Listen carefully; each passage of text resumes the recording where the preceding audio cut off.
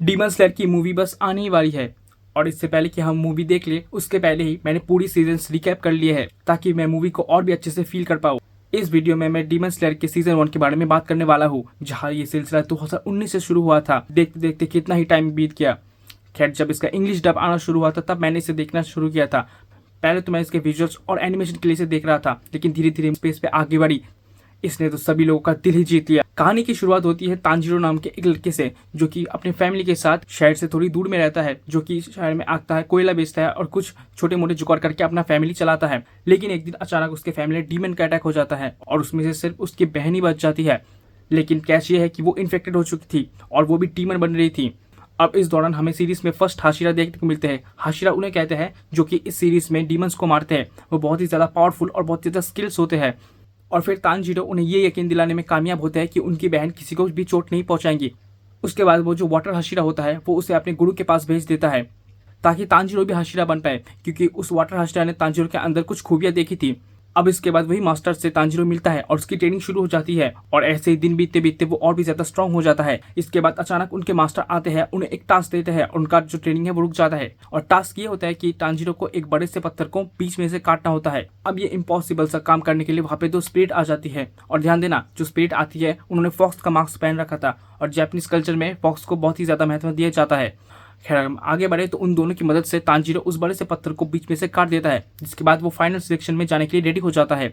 उसके बाद final section में जाते ही हमें सेकंड डीमन देखने को मिल जाता है, जिससे मार के तांजिरो उठ के जो गुरु है उनका बदला लेते हैं, क्योंकि उस डीमन ने उस गुरु के जो सभी छोटे छोटे शिष्य है जो कि इस ट्रेनिंग में हिस्सा लेने के लिए आते थे उन्हें खा लिया था और वो डिस्क्वालीफाई हो गए थे और तांजिरो ने उस डीमन को मार के उसका बदला ले लिया था।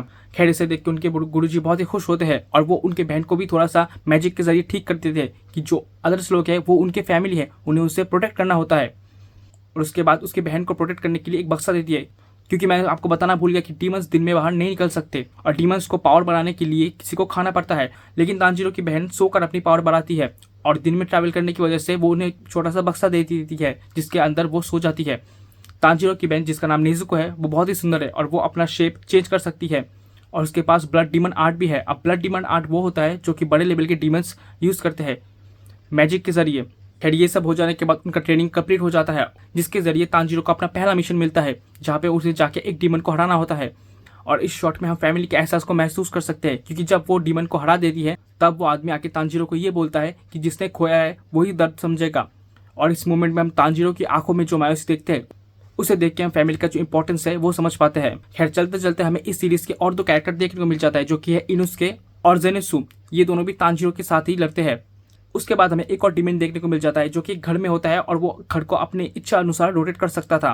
लेकिन ये डीमन थोड़ा डिफरेंट होता है। इस डीमन को हराने के बाद इस डीमन को रिग्रेट होता है और इसकी बैक स्टोरी हमें देखने को मिलती है कि ये इंसान मजबूरी में डीमन बना था। हाँ, इस सीरीज में इंसानों को डीमन बनाया जा सकता है और इस डीमन के फ्लैशबैक को देख के आप इतना तो समझ जाओगे कि हम किसी को भी ऐसे ही जज कर लेते हैं और बिना समझे किसी को कुछ भी बोलना ठीक नहीं है, क्योंकि आप बस किसी के काम को ही देखते हो, उसके पीछे की जो कड़ी मेहनत होती है उसे आप नहीं देखते हो। तो ऐसे ही आप किसी को भी कुछ भी बोलने से पहले आपको उसके बारे में सोचना चाहिए कि इस बंदे ने कितना सारा मेहनत किया होगा। इस पॉइंट में एनीमे थोड़ा डीप हो जाता है। इस सीन के बाद जो नेजुको, इनुसुके और तांजिरो है ये दोस्त बनने लग जाते हैं और इसके बाद इन्हें एक नया मिशन मिलता है, जो कि एक जंगल में सेट है। अब इस जंगल में उन्हें जो डीमन मिलता है वो 5 किजुकागे में से एक होता है और ये जो 5 होते हैं ये अपर रैंक वाले डीमन होते हैं। अब इस पर्टिकुलरली सीन में बहुत सारे कूल एक्शन सीक्वेंस है, एक से बढ़कर एक, जहाँ पे जेनेत्सु और तांजिरो के जो एपिक मोमेंट है वो लाजवाब है। वो जो ब्यूटीफुली वे भी एक्शन को प्रेजेंट किया गया है, आप देख के इस एनिमे के दीवाने बनने वाले हो।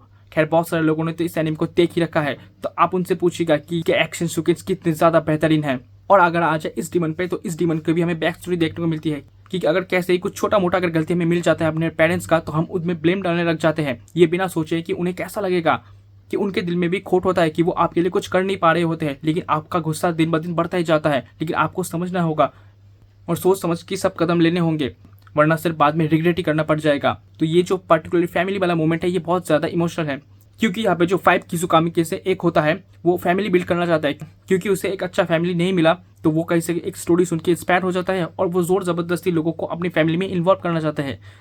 और इस कुछ एपिसोडों को देख के आप ये अच्छी तरह से समझ जाओगे कि प्यार ज़बरदस्ती नहीं पाया जाता, आपको उससे कमाना पड़ता है, आपको अपनेपन से उसे कमाना पड़ता है। खैर, आपको सीरीज में कॉमेडी भी देखने को मिल जाएगा, जिसका श्रेय जाते हैं जेनेत्सु पर, लेकिन इसके साथ साथ सीरीज डीप भी है। आपको इसमें बहुत सारे मीनिंग मिल जाएंगे जो कि आपको खुद सोचना होगा।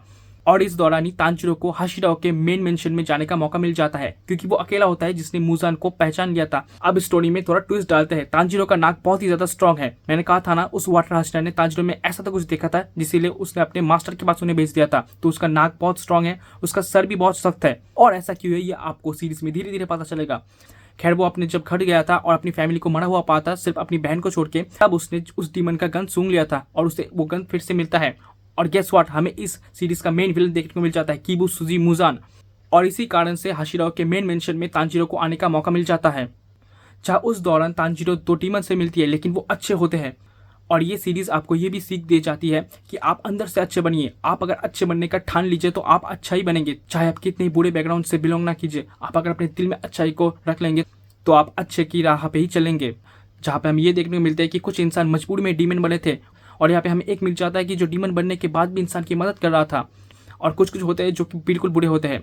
तो यहाँ पे आप इन सोच की कदर कीजिए कि जो अच्छे है तो वो अच्छे ही है, फर्क नहीं पड़ता कि वो कौन है। इन सबको सोचते सोचते मुझे महाभारत याद आ गया था कि कौन अच्छा है और कौन बुरा है। खैर, हम आगे बढ़े तो हाशिरा मेंशन में पहुंचते ही हमें सारे हाशिरा को देखने को मिल जाता है, जिसमें से बहुत सारे ही नेजुको को एक्सेप्ट करने में कतराते हैं। लेकिन इन सभी का जब गुरु आके नेजुको को एक्सेप्ट कर लेते हैं, उसके बाद वो सब राजी हो जाते हैं और तांजीरो और उसकी बहन नेजुको डीमन स्लेयर हेडक्वार्टर में रहने लग जाती है। हाशिरा मेंशन में ही पहुंचने के बाद इस सीरीज का एंड हो जाता है। तो दैट्स इट, यही तक था। सीजन 1 यहीं पे खत्म हो जाता है।